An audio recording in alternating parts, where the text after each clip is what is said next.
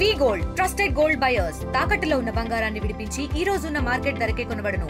మరిన్ని వివరాలకు సంప్రదించండి 7710772020. డాక్టర్ అంబేద్కర్ కోనసీమ జిల్లాలో అలాగే మండపేట నియోజకవర్గంలో రాయవరం మండలంలో ఉన్నటువంటి ఎదురుపాక సావరం గ్రామంలో ఘోర ఈ యొక్క బాణసంచ ప్రమాదం అయితే జరిగినటువంటి పరిస్థితి ఉంది.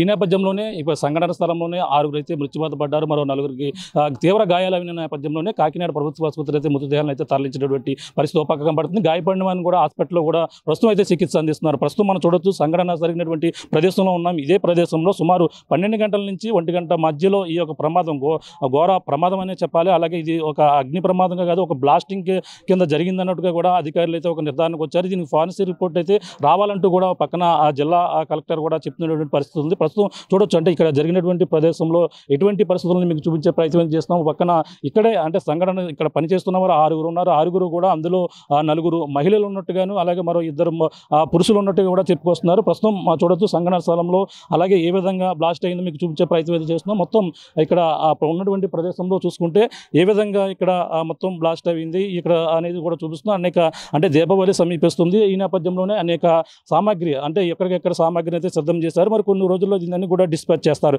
ఇది హోల్సేల్ యూనిట్గా కూడా చెప్పుకొస్తున్నారు. మనం చూడొచ్చు అక్కడ లోపల చూసే ప్రయత్నం చేస్తాం. అక్కడ ఉన్నటువంటి ప్రాంతంలో ఎటువంటి సంగతులు ఉన్నాయో అక్కడ మృతదేహాలు అంటే ఎక్కడ బాడీలు అక్కడే కుప్పకూలు అక్కడే చనిపోయినట్టుగా కూడా అందరూ కూడా చెప్పుకొస్తున్నారు. పక్కన ఇది కనివిని ఎరగని రీతిలో ఈ యొక్క కోనసీమ జిల్లాలో జరిగినటువంటి మొట్టమొదటి సంఘటన కూడా చెప్పుకోవచ్చు. ఎందుకంటే ఇంతమంది గతంలో ఇంత భారీ స్థాయిలో బ్లాస్టింగ్ అయితే జరగలేదు. ఇది అదే సమయంలో అక్కడ ఉన్నటువంటి వాటర్ సంబంధించిన పైప్ లైన్ కూడా ఓపెన్ చేసినా సరే వెంటనే సకాలంలో కూడా ఓపెన్ కాకపోవడం కూడా ఈ పలు అనుమానాలకు అయితే దావతీస్తుందో. పక్కన కొన్ని రోజుల క్రితమే దీన్ని అయితే చెకింగ్ నిమిత్తం కూడా అధికారులు రావడం దీన్ని అంతా కూడా పూర్తిగా పరిశీలించడం ఎక్కడెక్కడ బాణసంచం ఉన్నాయన్నీ కూడా పరిశీలించినటువంటి పరిస్థితి చూడొచ్చు. అక్కడ ఒక్కసారిగా పేలినటువంటి బ్లాస్టింగ్కి పైన పైన ఉన్నటువంటి కప్పులు అన్నీ కూడా ఎగిరిపోయినటువంటి పరిస్థితి ఉంది.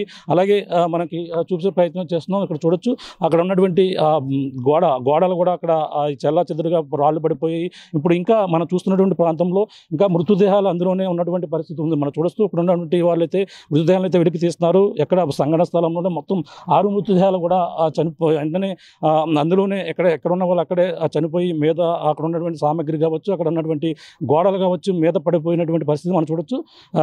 మృతదేహాలను కూడా బయటకు తీస్తున్నటువంటి పరిస్థితి చూడొచ్చు. పక్కన ఇప్పుడే సంఘటన స్థలాన్ని జిల్లా కలెక్టర్తో పాటు మొత్తం జిల్లా ఎస్పీ కూడా పరిశీలించారు. జిల్లా ఎస్పీ కూడా పరిశీలించిన నేపథ్యంలో ఈ యొక్క ప్రాంతంలో సంఘటన ఎలా జరిగింది దీనిపై కూడా ఒక నివేదిక కూడా రావాలని కూడా చెప్పుకొస్తున్నారు. అంటే ఫారెన్సిక్ రిపోర్ట్ దీని ఆధారంగా కూడా రావాలి. సంఘటన స్థలాన్ని కూడా మొత్తం అందరూ కూడా పరిశీలించారు. మొత్తం ఇందులో 10 మంది పని చేస్తున్నట్టుగానే అలాగే చుట్టుపక్కల అంటే ఇక్కడ జరిగినటువంటి ప్రమాదానికి రోడ్డుపై వెళ్ళిన వారు కూడా తీవ్రంగా గాయపడినటువంటి పరిస్థితి కనబడుతుంది. ప్రస్తుతం ప్రమాదంలో అయితే 6 అయితే మృత్యువాత పడ్డారు. అందులో 4 మహిళలు ఉన్నట్టుగా కూడా చెప్పుకొస్తున్నారు. ప్రస్తుతం మృతదేహాలను కూడా ఇక్కడి నుంచి బయటకు ఇప్పుడైతే పోస్ట్ మార్టం నిమిత్తం కూడా తరలించినటువంటి పరిస్థితి కూడా మరోపక్క కనబడుతుంది. అసలు సంఘటన ఏ విధంగా జరిగింది ఫైర్ సంబంధించిన అధికారులు కూడా ఇక్కడికి వచ్చి మొత్తం అంతా కూడా పరిశీలించారు. పక్కన జిల్లా ఎస్పీ కూడా వచ్చారు. ప్రస్తుతం మాట్లాడే ప్రయత్నం చేద్దాం.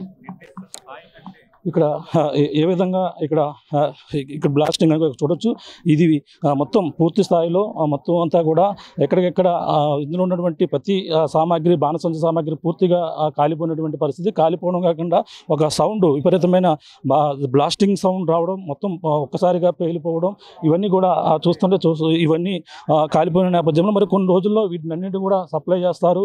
మనకు దీపావళి సమీపిస్తున్న నేపథ్యంలో వీటినన్నింటినీ కూడా సిద్ధం చేస్తారు. కానీ ఒక్కసారిగా 12 అలాగే 1 గంట మధ్యలో జరిగినటువంటి బ్లాస్టింగ్ పక్కన దీనికి సంబంధించినటువంటి మెటీరియల్ ఏదైతే పేలుడు సామాగ్రి అని ఒక్కసారిగా విస్ఫోటనం జరిగిన నేపథ్యంలో పనిచేస్తున్న వారు అక్కడే కుప్పగూలిపోవడం ఒక్కసారిగా అక్కడ చనిపోవడం అనేది కూడా జరిగింది. ఈ నేపథ్యంలో మరి ఈ ఘటనపై పక్కన అధికారులు కూడా పరిశీలించినటువంటి పరిస్థితి ఉంది. ప్రస్తుతం ఇక్కడ ఉన్నటువంటి ఫైర్ అధికారులు కూడా దీన్ని అయితే మంటలను అదుపు చేసే లోపలనే జరగవలసినంతా కూడా జరిగిపోయినటువంటి పరిస్థితి ఉంది. ప్రస్తుతం ఇవన్నీ కూడా మాట్లాడే ప్రయత్నం చేద్దాం. ఇది ఏ విధంగా జరిగింది అధికారులు ప్రాథమిక నిర్ధారణకు ఏ విధంగా వచ్చారు ఫైర్ ఏ విధంగా జరిగింది అనేది కూడా మరిన్ని విషయాలు తెలుసుకునే ప్రయత్నం చేద్దాం. ప్రస్తుతం బాణసంచ పేలిన ప్రాంతాన్ని అలాగే అనపర్తి ఎమ్మెల్యేతో పాటు మండపేట ఎమ్మెల్యేలు కూడా శాసనసభ్యులు వచ్చి పరిశీలించారు. ప్రస్తుతం మాట్లాడే ప్రయత్నం చేద్దాం. సార్ చెప్పండి, ప్రమాదం ఏ విధంగా జరిగింది అనుకున్నారు? ఇక్కడ ఎంతమంది ఉన్నారు? ఎంతమందికి చనిపోవడం జరిగింది?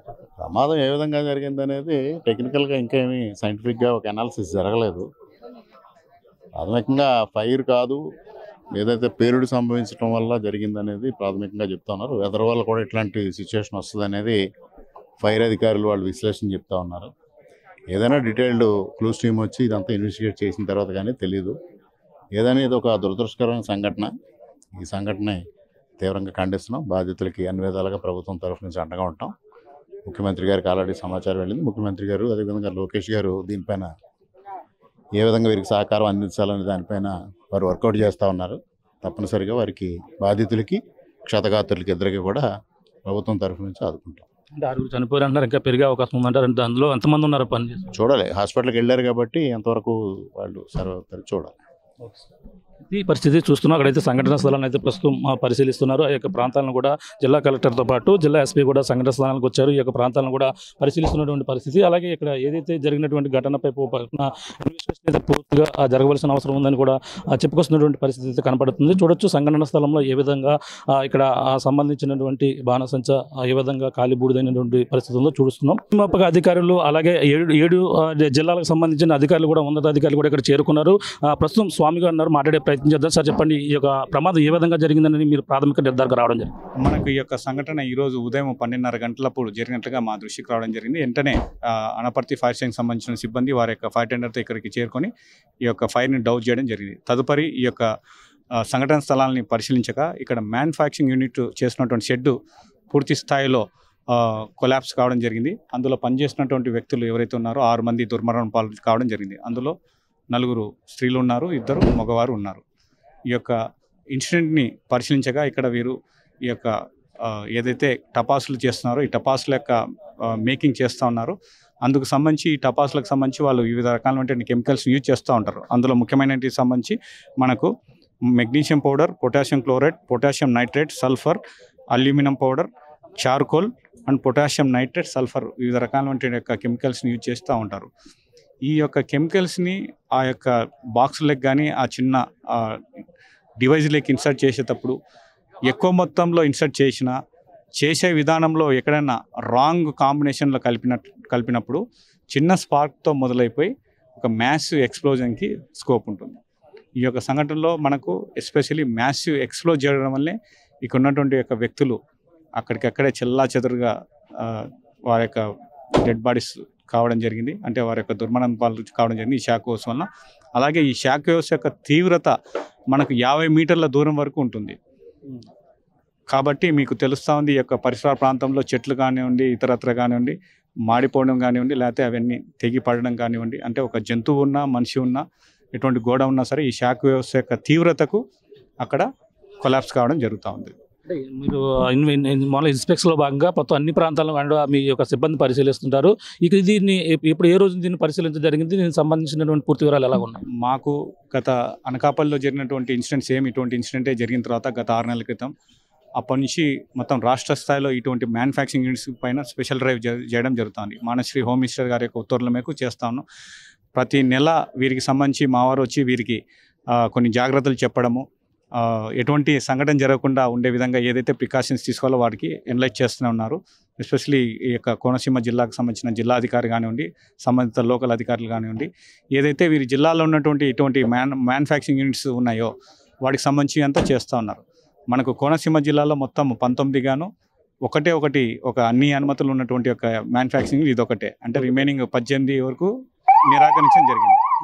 ఈ యొక్క ఒక్క దాంట్లోనే కూడా సరైనటువంటి యొక్క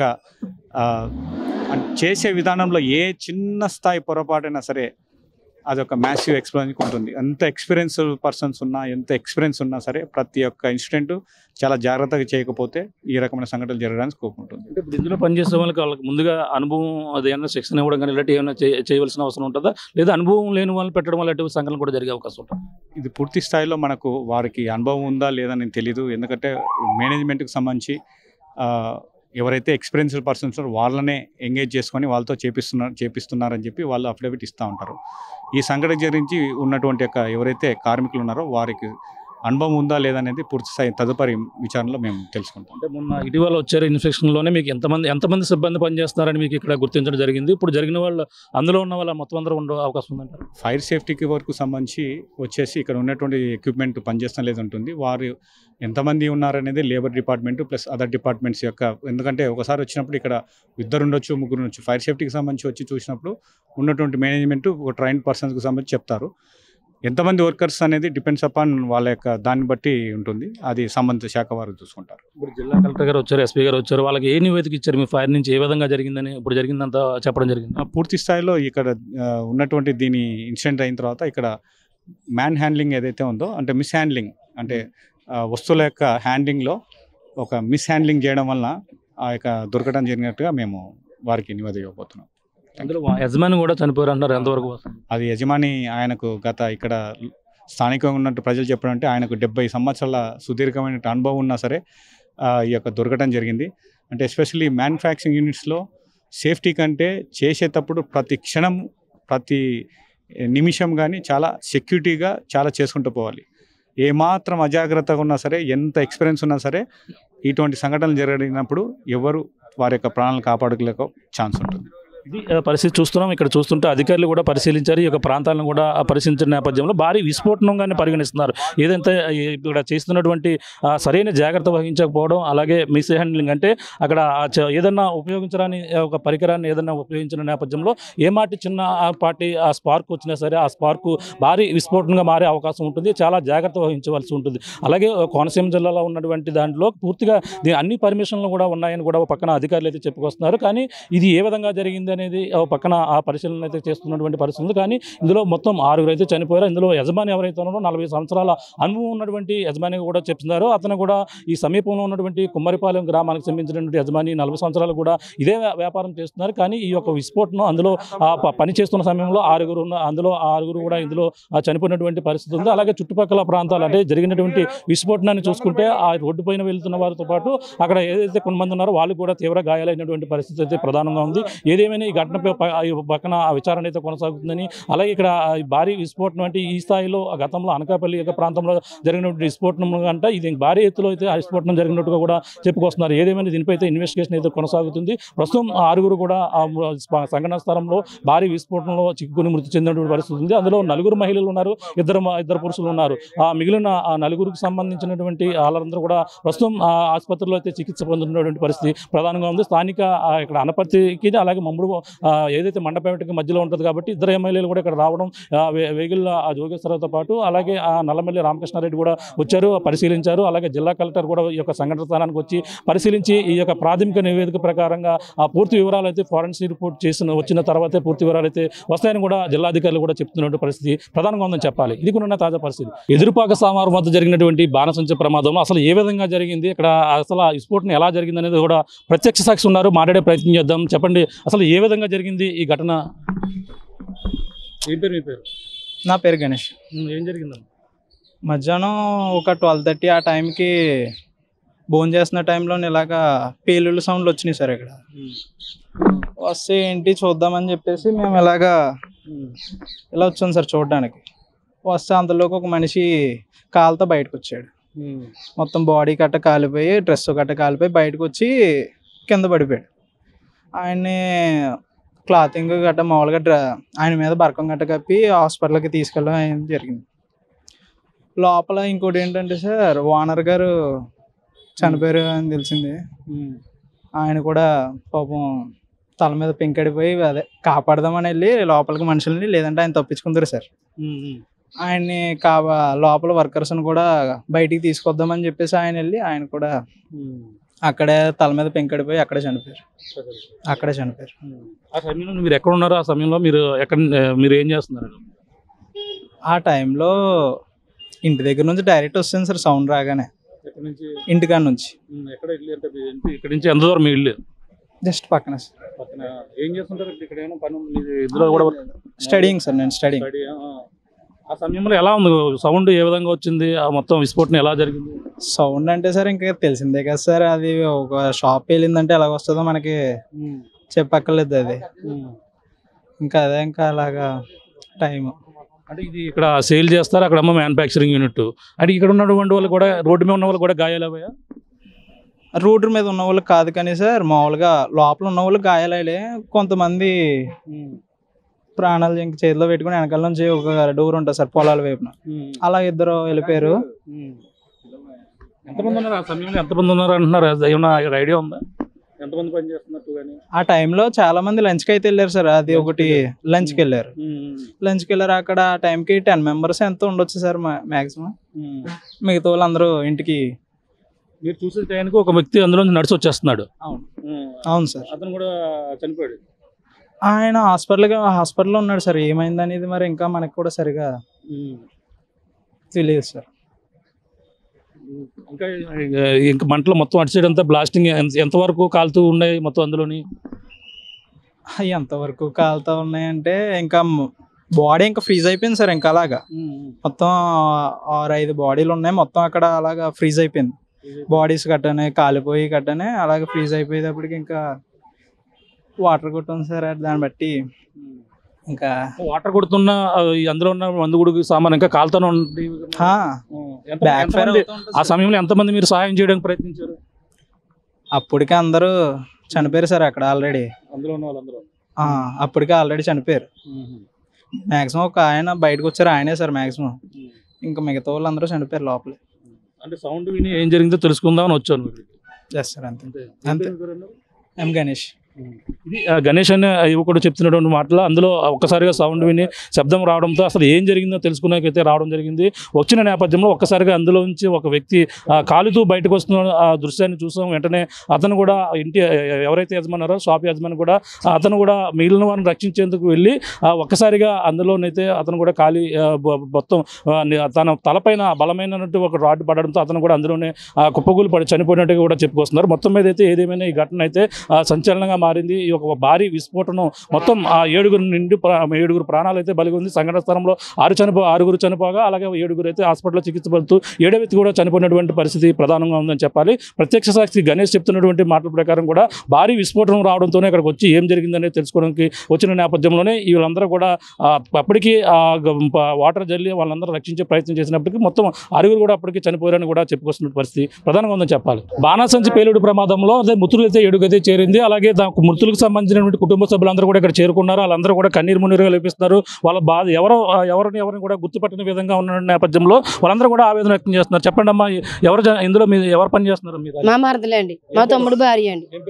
అవునండి, పాకారండి. 6 నెలల నుంచి చేస్తుందండి ఇక్కడ పని. మామూలుగా కూలి పనికి వస్తారండి. పొద్దున్నే సాయంకాలం వరకు చేసుకుంటారండి. ఏదో పొట్టగూడు కోసం అలాగ వస్తూ ఉంటారు, చేస్తూ ఉంటారండి. ఆవిడకి 2 పిల్లలండి. హాస్టల్లో చదువుకుంటారండి. హాస్టల్లో ఉంటారండి. ఇతనైతే భర్త అండి. ఇతను పుల్ల మిల్లుకి వెళ్ళాడు. పుల్ల మిల్లుకి వెళ్తాడండి. 2 కష్టపడుకుంటారండి. ఈ రోజు పొద్దుట వస్తారండి. 6 గంటలకు వస్తారండి పొద్దునుంచి. గుర్తుపట్టినాక ఈ పక్క ఒక 5 ఆ పక్కన 3 అలాగ ఉన్నారండి. గుర్తుపట్టలేదండి. మామూలు గాని మనిషి మాకు పోయిన తెలియదండి సరిగ్గా. ఉదయం 8ంటికి వెళ్ళిందండి. ఏం జరిగింది అంటారు? అసలు గుర్తుపెట్టారా? గుర్తుపట్టలేదండి. దొరకలేదంటారు. అంతే. ఉదయం వెళ్ళేటప్పుడు ఏం చెప్పింది? మామూలుగా డ్యూటీకి వెళ్ళిపోతుందని చెప్పింది. అంతే, డ్యూటీకి వెళ్ళని చెప్పిందండి. నేను డ్యూటీకి వెళ్ళిపోయానండి. మీరు డ్యూటీకి వెళ్ళిపోయారు? అంతే. ఇంకెవరున్నారు మీ తాలికి? ఒకరేనా? మా తాలికి ఒకరు. ఏం జరిగింది అంటారు? ఇప్పుడు మామూలుగా యథావిధిగా డైలీ పనిలోకి వెళ్తారండి. పొద్దున్న 8 గంటలకు క్యారేజ్ అన్ని రెడీ చేసి వెళ్ళిపోతారు. ఇతను కూడా పొలాల మిల్లులోకి చేస్తాడు. ఇతను కూడా 8 గంటలకు వెళ్ళిపోతారండి. 2 వెళ్ళిపోయి మళ్ళీ ఈవినింగ్ ఏమో ఈవిడ వస్తుంది. ఈవినింగ్ ఇతను వస్తారండి. వీళ్ళిద్దరు పిల్లలు కాకినాడ హాస్టల్లో చదువుకుంటారు, గవర్నమెంట్ హాస్టల్లో. వీళ్ళకి 2 ఆడపిల్లలు. ఒకళ్ళేమో 15, ఒకరికేమో 13 అండి. 2 10th ఒకరు 8th ఒకరు చదువుకుంటున్నారు పిల్లలు. 2 పిల్లలు. ఎలా జరిగిద్దని మనం ఏమనుకోం కదా సార్. ఏదో అయింది. మాకు గుర్తుపట్టల పట్ల అండి. మా సోమేశ్వరం అండి, అంబేద్కర్ కోనసీమ జిల్లా రాయవరం మండలం సోమేశ్వరం గ్రామం. SC అండి. పాక అరుణండి చనిపోయింది అంటున్నారు కదా. ఇప్పటికే చనిపోయిందని ఇంకా మాకు తెలియదు. వాళ్ళు చెప్తలేదండి. అక్కడ బాడీలు ఉన్న చూసుకున్నంటే వాళ్ళు ఎవరో అక్కడ అందరూ ఒకలాగా ఉన్నారు. మొబైల్ ఒకలాగా ఉన్నారు, ఆడవాళ్ళు ఒకలాగా. ఎవరో కనిపెట్టలేకపోతున్నారండి. అదే సంఘటన నాకు 1 గంటన్నర టైం తెలిసిందండి. 1 గంటన్నర ఒక 2 గంటలు తెలిసింది. మేము 2 గంటలకు వచ్చామండి. 2 గంటల నుంచి ఇక్కడే ఉన్నామండి. అది ఆ హాస్పిటల్ అంటున్నారు, ఈ హాస్పిటల్ అన్నారు, ఎదుగుతున్నాం కానీ ఎవరో ఏం సమాధానం చెప్తలేదు. కనిపెట్టలేకపోతున్నాం కదా. ఇదని జరిగితే ఇది జరిగిందండి. పిల్లలకి ఏమైనా న్యాయం చేయాలని మేము కోరుకుంటున్నామండి, వాళ్ళ భర్తకి కట్టానండి. అలాగా కొడుకు కోసం వచ్చిన కష్టపడ్డ వాళ్ళు కూడా కూలి పని చేసుకుని ఇద్దరు కూడా కూలి పని చేసుకుని బతికి పరిస్థితి. పాక అరుణ అనే మహిళ అయితే మృతి చెందడంతోనే అలా ఉదయం అలాగే భార్య భర్తలు ఇద్దరు కూడా కష్టపడతారు, రోజులాగే పనిలోకి వెళ్ళినటువంటి పరిస్థితి ఉంది. ఈ నేపథ్యంలోనే తను ఈ యొక్క విస్ఫోటనంలో భారీ విస్ఫోటనంలో అయితే మృతి చెందినటువంటి పరిస్థితి ఉంది. ఈ నేపథ్యం తన భర్త వచ్చారు, ఇక్కడ తను ఆ భార్య ఎవరో ఏటనేది కూడా గుర్తుపట్టలేని విధంగా మృతదేహాలు, ఎందుకంటే ఒకసారిగా విస్ఫోటనం జరిగిన నేపథ్యంలో మృతదేహాలన్నీ కూడా చెల్లా చెదిరిగా అక్కడక్కడే ఒక్కసారిగా ఆ విస్ఫోటనం జరిగి పడిపోయినటువంటి పరిస్థితి ఉంది. ఈ నేపథ్యంలో మనం చూడొచ్చు.